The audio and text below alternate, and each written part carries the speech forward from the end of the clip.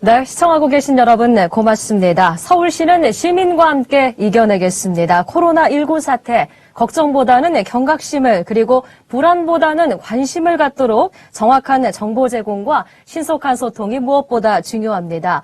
그래서 서울시는 매일 열리는 비상대책회의가 끝나자마자 오후 3시 유튜브를 통해 시민 여러분께 일일 보고를 생방송으로 드리고 있습니다. 오늘 그 13번째 방송입니다. 방역망을 벗어난 29번째, 또 30번째, 31번째 확진자들 발생으로 인해서 이번 주 들어서 코로나19 사태가 새로운 국면을 맞이하고 있습니다. 교통사고로 입원한 상태에서 발열을 호소해서 검사했던 31번째 확진자가 대구에서 최종 확진으로 판정이 됐습니다. 우리 서울시는 지역사회 감염에 보다 철저하게 대비를 하고 있는 시점이고요. 서울시와 정부 당국이 계속해서 긴밀하게 협력하면서 신속하게 대책을 내놓고 시행하고 있습니다. 오늘 방송 역시 의사 출신으로 서울시 보건의료정책을 총괄하시는 박유미 과장님과 함께 기존의 방역망을 벗어난 확진자들 발생에 따라서 코로나19 검사와 감시 체계를 강화하고 있는 서울시 대책에 대해서 짚어보겠고요. 서울 서북병원의 박찬병 원장님께서 전문가로 함께 하셔서 이럴 때일수록 중요한 역할을 담당하는 공공의료기관의 상황을 서울의료원 중심으로 말씀해 주시겠습니다. 그리고 우리 시민들이 자주 이용하시는 따릉이를 비롯해서 서울시가 운영하고 있는 각종 체육관 등 시설들의 소독과 방역 현황에 대해서 서울시설공단의 이만규 처장님과 이야기 나눠보겠습니다. 네, 박유미 과장님 오늘도 함께 하시는데요. 아직 질병관리본부의 정확한 역학조사 결과가 최종 나와봐야 판단하겠지만 일단 지역사회 감염이 시작됐다는 가능성을 높게 보고 있습니다. 이에 대한 대책을 시행 중이고 먼저 확진자와 완치자 현황에 대해서 짚어주시겠습니다. 네, 국내 발생 현황입니다.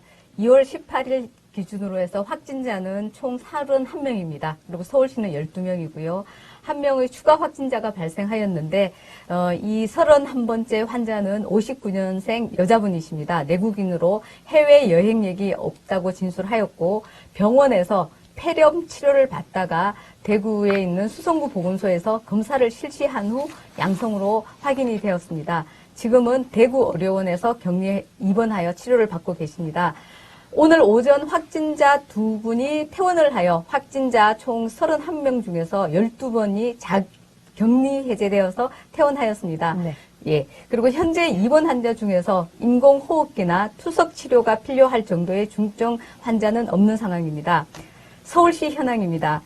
의심 환자는 이제 검사를 하게 되는데요. 지금까지 총 검사를 2,767명 중에서 음성으로 나오신 분이 2,444명이고 323명이 검사를 진행 중에 있습니다. 자가격리는 지금 시설격리 8분을 포함해서 105명이 격리 중에 계십니다.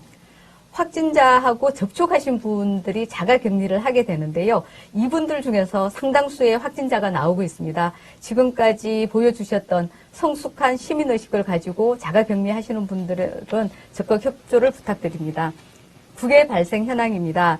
6월 17일 오후 기준으로 해서 확진자가 71,318명이고 사망자는 1,775명입니다.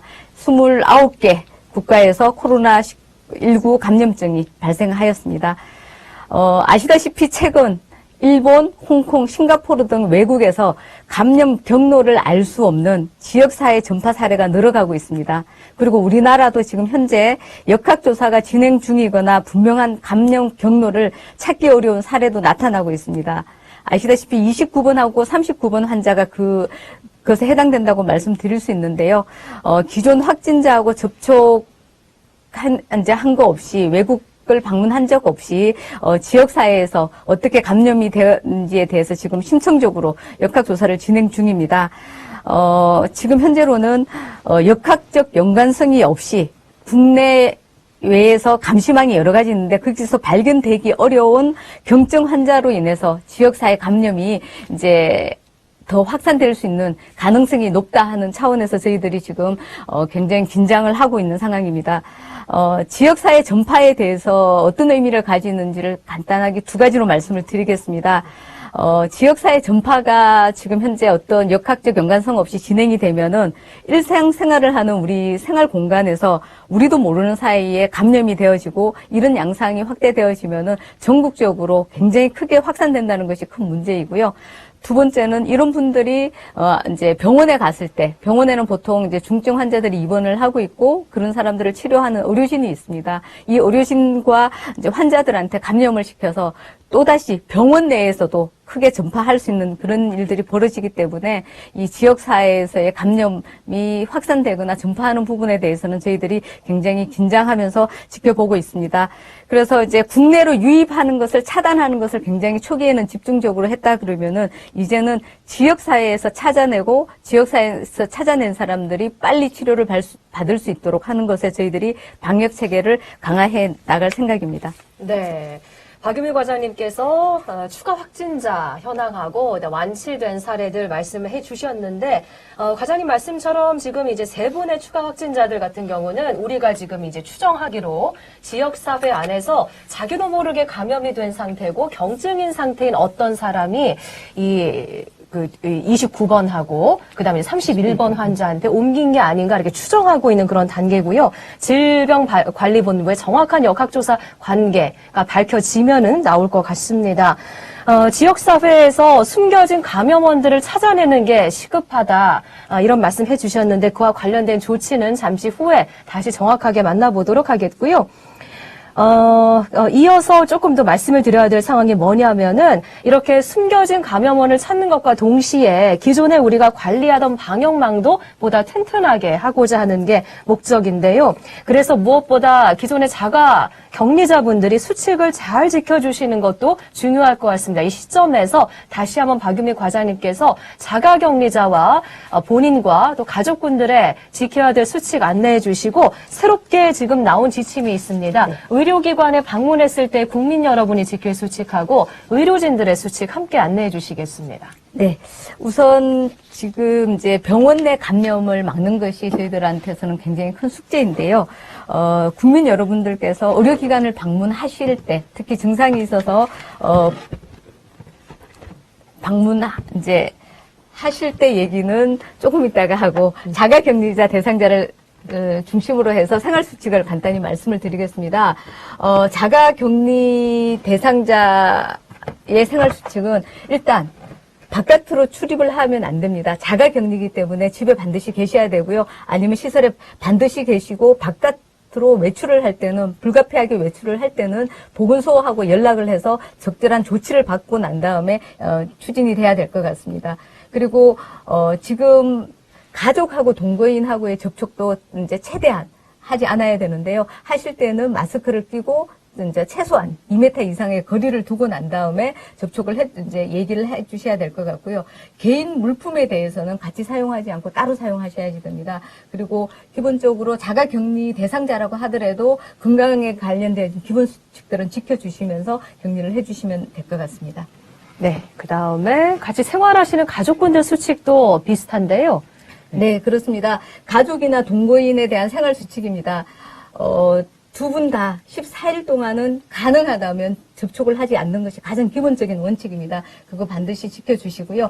그리고 이제 독립된 생활 공간으로서 생활하는 것이 맞지만 어쩔 수 없이 공동으로 생활하는 공간은 가능하면은 자주 환기를 시키고 소독을 자주 해주시는 부분이 필요로 하고 이제 같이 살고 계시는 확진자든 이제 들 중에서 같이 계셨던 이제 가족이나 동거인들 중에서도 확진자가 많이 나오기 때문에 집에서 사용했던 여러 가지 물품에 관련되어서는 반드시 소독을 철저하게 해주시는 것이 이제 필요로 할 것 같고요. 그리고 동거인들 중에서도 확진자가 금방 많이 나온다고 말씀을 드렸는데 주의 깊게 건강 상태를 잘 살펴보시고 증상이 있으면 바로 보건소로 연락해 주시기 바랍니다. 네, 그리고 이어서 이제 의료기관에 새롭게 내려간 수칙이 있는데요. 의료기관 방문한 우리 국민 여러분과 의료진들에 대한 수칙 화면 이제 나오는 그 이미지 보시면서 함께 설명 들으시겠습니다. 네, 의료기관을 방문하실 때 특히 이제 중국 등을 방문해서 이제 증상이 나타났을 때는요, 집 근처에 있는 의료기관 바로 찾아가면 안 됩니다. 일단 우선 1339나 보건소에 전화를 하셔서 상담을 하시고 난 다음에 의료기관에 가셔야지 되고요. 그리고 의료기관에 갈 때 선별진료소가 있는 곳으로 가셔야 됩니다. 이거에 관련되어진 모든 정보가 1339하고 보건소에서 제공을 하고 있습니다. 반드시 연락을 하시고 선별진료소를 이용을 해주시면 좋을 것 같고요. 두 번째는 선별진료소에 가실 때는 가급적으로 본인의 차를 이용을 하시고 만약에 대중교통을 이용하실 때는 반드시 마스크를 착용해 주시기 바랍니다.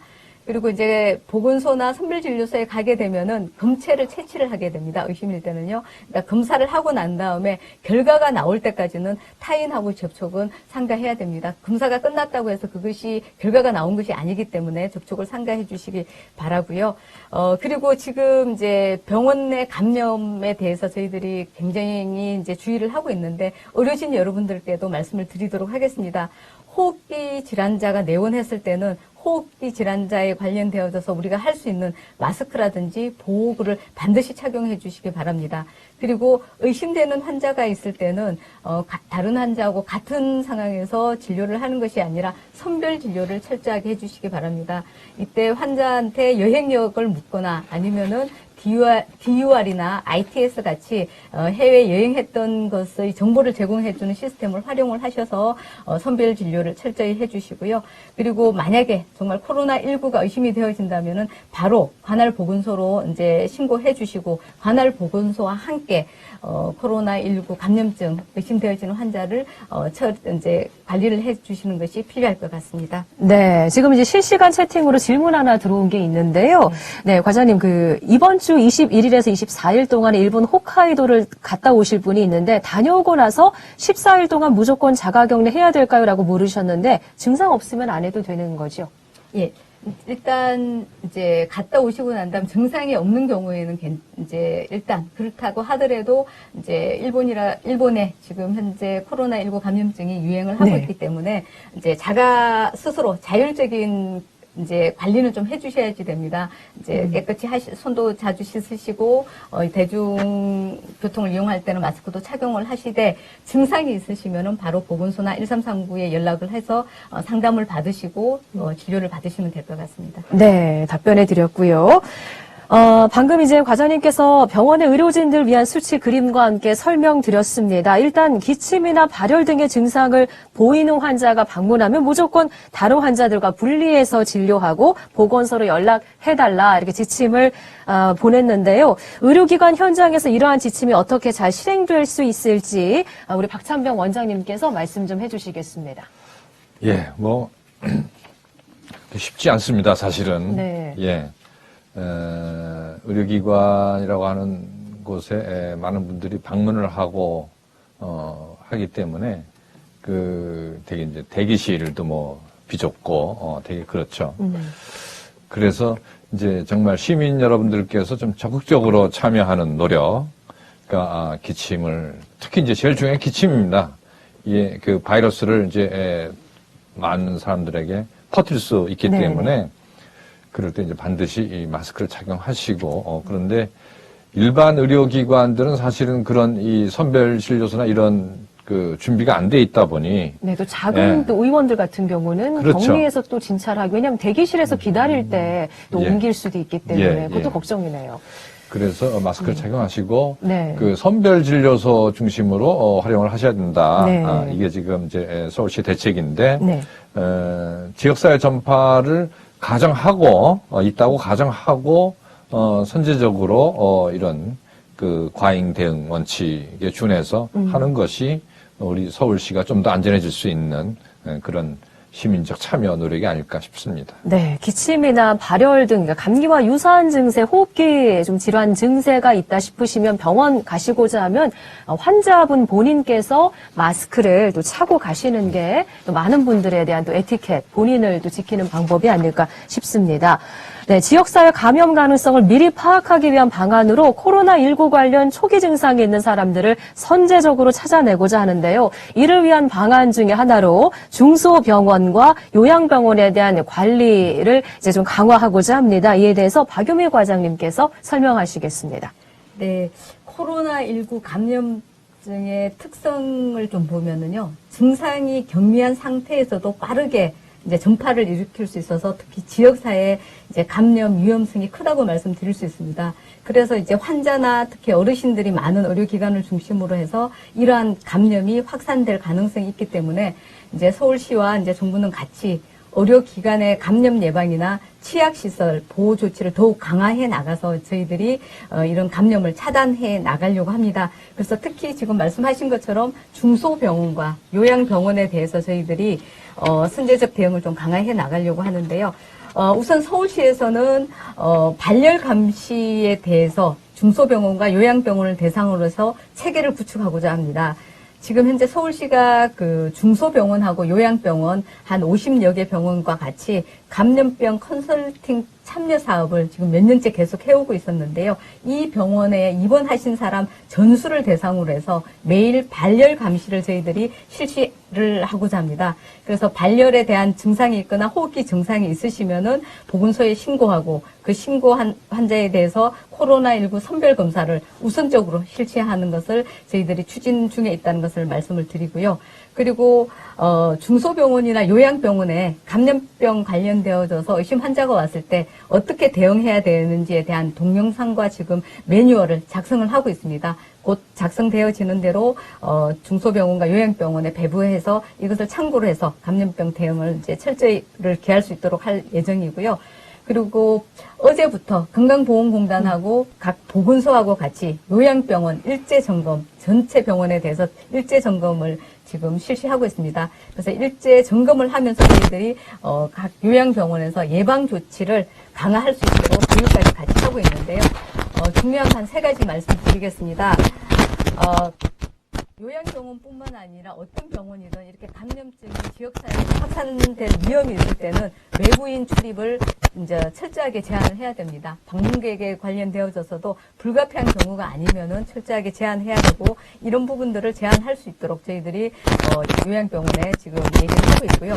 두 번째는 요양시설에는 요양병원을 포함 요양시설에는 종사자들이 이제 외국에서 오신 분들이 많습니다. 그래서 이 종사자분들하고 또 호흡기 증상이 있는 어르신에 대해서는 마스크를 착용하고 매일 체온을 체크하는 등 이제 청소하고 소독에 대해서 만전을 기하도록 저희들이 얘기를 하고 있고 점검을 하고 있습니다.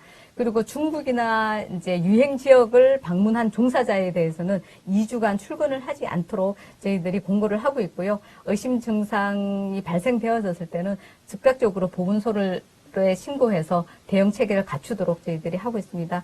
이렇게 해서 상시 점검을 하고 또 특히 모니터링을 통해 가지고 외국인 종사자들도 많고 취약계층인 노인들이 있는 요양병원에서 감염병이 발생하거나 확산되지 않도록 최선을 다하겠습니다.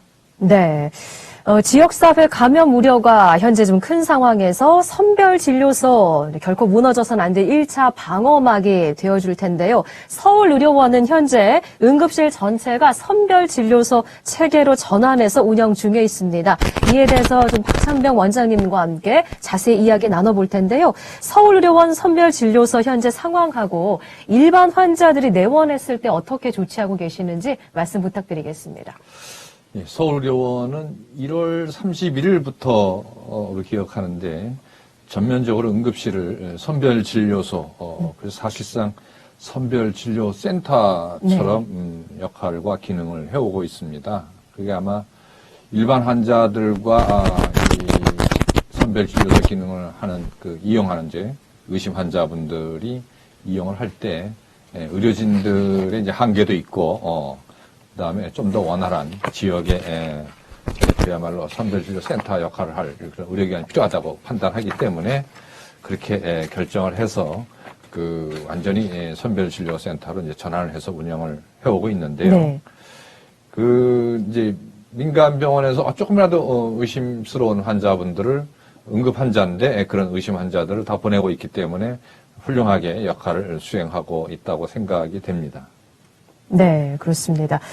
이럴 때일수록 또 공공의료기관의 역할의 중요성이 더욱더 커지는 그런 시점이고요. 우리 서울시는 민간 의료기관과도 또 긴밀하게 협업하면서 이렇게 또 지역사회에 숨겨져 있는 감염원들을 신속하게 찾아내기 위해서 노력하고 있습니다. 또 내일 방송에서 이에 대해서 또 자세하게 박찬병 원장님께서 또 설명을 또 해주시도록 하겠고요.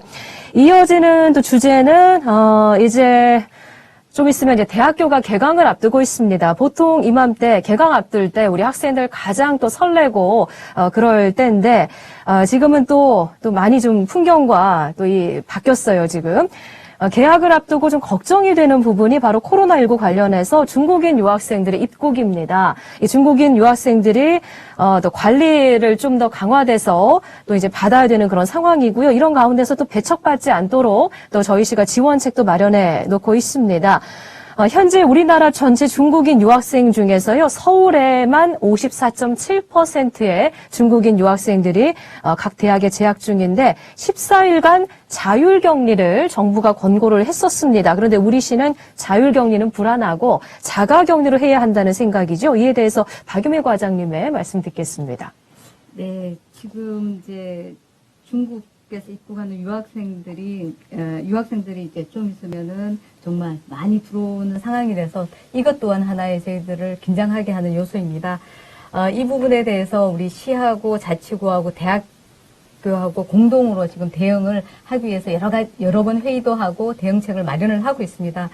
이제 중앙정부 교육부에서 이제 격리를 이제 저희들한테 공고를 했는데요. 이제 보통 외출을 자제하고 발열이나 호흡기 증상이 있으면은 자가 관찰을 하다가 이제 그 부분에 있으면은 신고하는 형태의 자율 격리를 공고를 했는데 서울시에서는 이 부분을 자율 격리라는 것 자체의 지침이 조금 기준이 모호한 부분이 있어서 이거를 좀 더 강화하고 그래서 강화함으로써 지역사회에서 저희들이 가지고 있는 이런 불안감을 이제 막기 위해서 좀 더 강력한 대응책을 이제 마련을 하고 있는데요.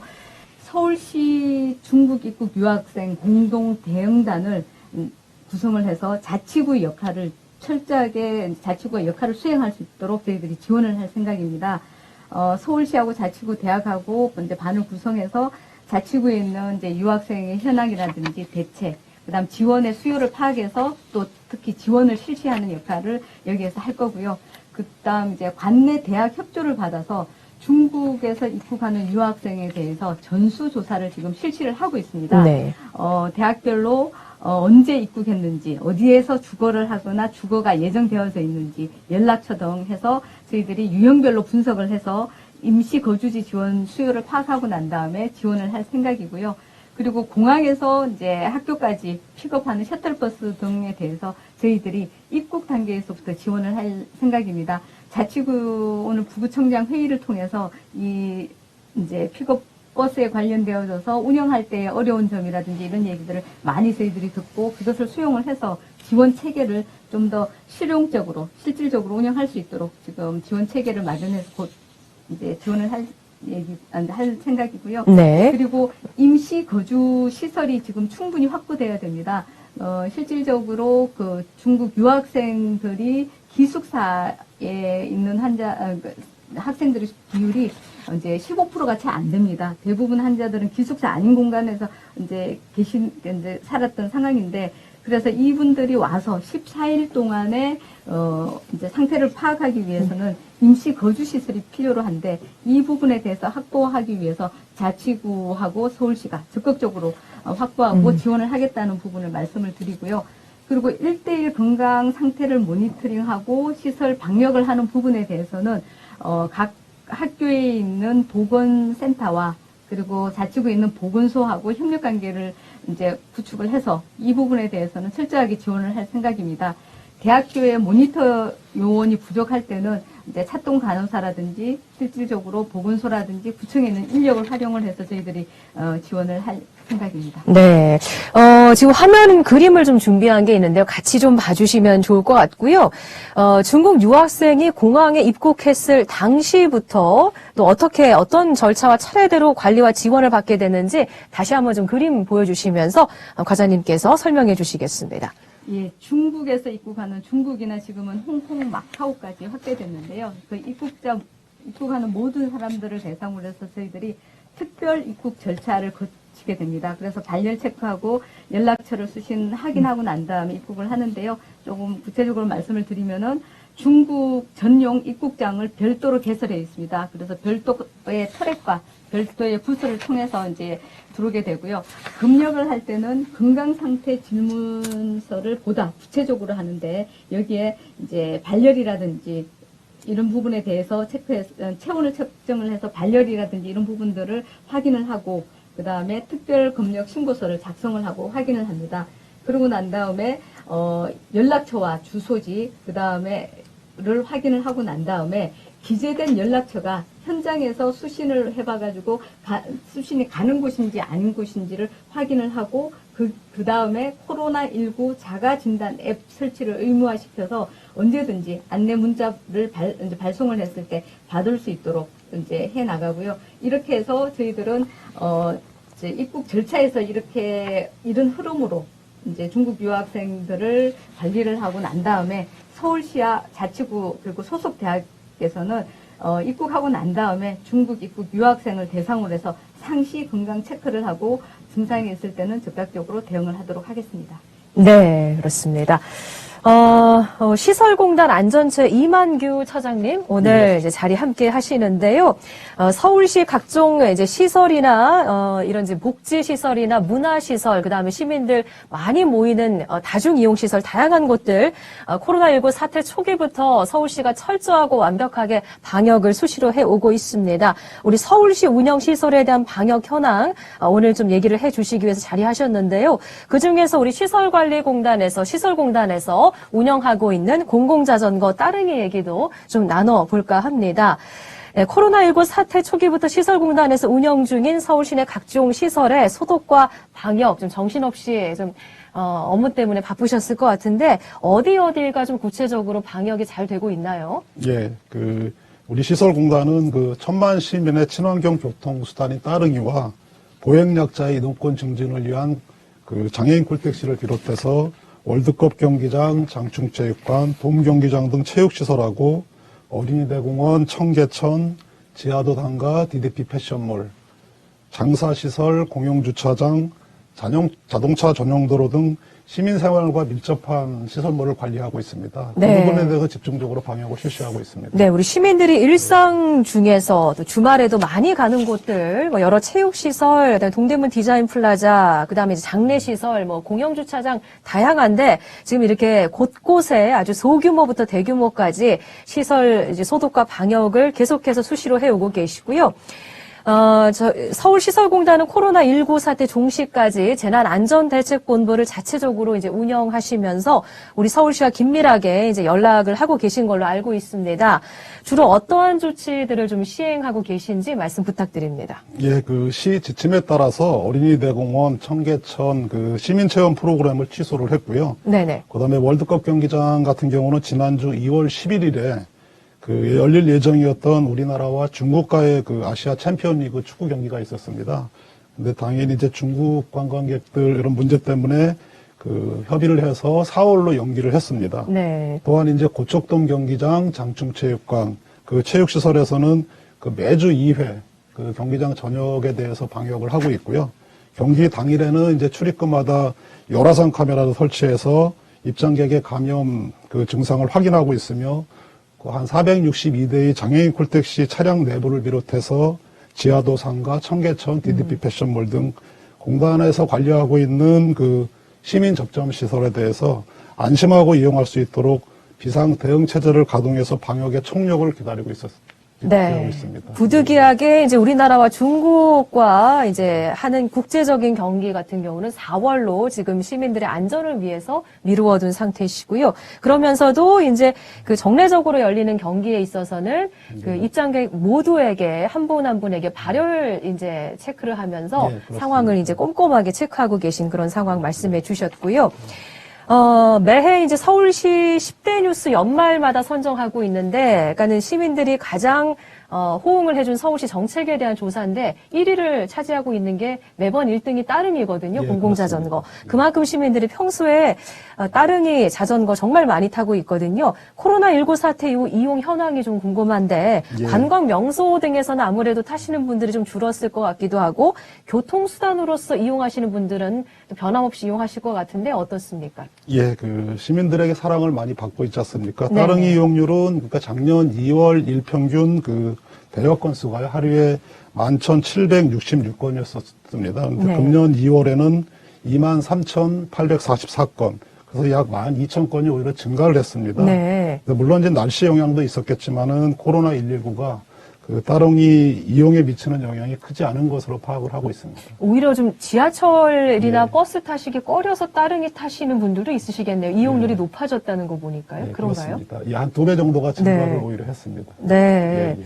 그 따릉이 역시 좀 꼼꼼히 소독 중인 걸로 알고 있는데 그러시죠? 예, 그렇게 네네. 하고 있습니다. 예, 매일 예. 아무래도 이제 그 시민들이 매일- 손이 닿는 부분이라서 자전거는 예, 어떻게 예. 하고 계시나요? 그 서울 전역에 따릉이가 25,000대가 배치되어 있습니다. 네네. 그래서 저희가 그 손잡이, 그러니까 시민들이 직접 접촉하는 손잡이하고 그 액정 화면이 있습니다. 터치 화면이요. 네네. 그런 데는 직접 접촉이 되기 때문에 그 매일 그 친환경 소독제로 방역을 살균 소독을 해서 배치를 하고 있고요. 네. 그다음에 그 한 15,040개소의 그 거치대가 있습니다. 거기에 일반 시민들이 이용할 수 있도록 손 세정대도 비치해서 지금 운영을 하고 있습니다. 네, 아유, 너무 잘 해주고 계시고요. 또 수고가 많으실 것 같은데, 우리 시설공단 모든 직원분들, 현장에서 또 시민들과 가까이서 만나시는 분들이기 때문에, 혹시나 또 감염 위험이 있을 수도 있는 그런 상황 대비해서 우리 직원 여러분도 또 철저하게 또 잘 대비하고 계시지요? 예, 그렇습니다. 네, 네. 물론 저 시민 접종 근무하시는 분들이 많기 때문에요. 꼭 그런 부서의 직원들은 마스크를 필히 이렇게 의무적으로 착용을 하게 했습니다. 네. 그다음에 이제 사업장 내에 감염 확진자가 왔다든지 아니면 직원이 감염됐을 때 그 대시민 서비스가 중단될 수가 있지 않습니까? 네네네. 그런 거에 대비해서 저희가 업무 연속성 관리 계획을 수립해서 그 운영을 하고 있습니다. 네, 업무에 공백은 생기지 않도록 하고 예. 또 직원분들 중에 만일에 감염자가 생겼을 경우에도 또 대비를 하고 계신 예. 또 시설공단 또 말씀 들어봤고요.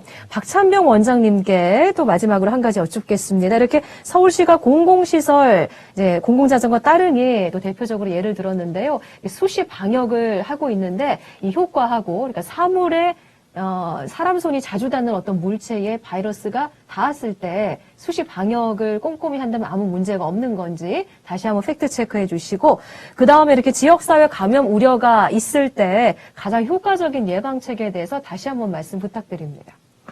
예, 지금 따릉이에 대해서 이제 손잡이와 그 터치 패널 같은 데 이제 네네. 손이 가는 곳에 그래서 이제 매일 소독을 하고 계시고 그 자전거 그 거치대에 손 소독제를 이제 또 그렇게 비치를 하셨다고 하는데 잘 하신 것 같아요. 네. 그 원래 이 코로나 바이러스 종류는 그 상온에서 밀폐된 실내에서는 그 한 일주일까지도 살 수 있는데 이게 개방된 공간에서는 그렇게 오래 갈 수가 없습니다. 네네.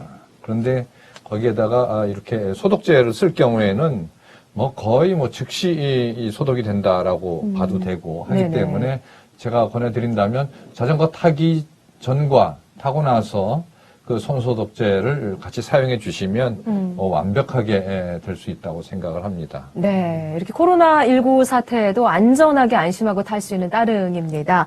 네, 그리고 이럴 때 또 효과적인 개인 위생 수칙 어떤 게 있을까요, 원장님? 예, 하여튼 손 씻기. 그게 제일 예, 중요하죠. 30초간 비눗물에 손을 잘 씻으시거나 아니면 손소독제를 사용하시거나 이렇게 하시고 기침 증상이 있는 분들은 당연히 마스크를 착용하시고 기침이 없다 하더라도 실내에 밀집된 공간 버스나 지하철 타시거나 하실 때는 가급적 마스크를 착용하시면 좋겠습니다. 네, 박유미 과장님 지금 실시간 채팅에 어떤 분이 감기 증상 있으면 어떻게 해요? 감기 인플루엔자는 검사 안 하나요? 이렇게 물어보시는데 네. 네. 일단 이제 일반적인 감기 증상이 있을 때는 이제 그 다니던 의원이나 이런 데 가서 진료를 받으시면 될 것 같고요.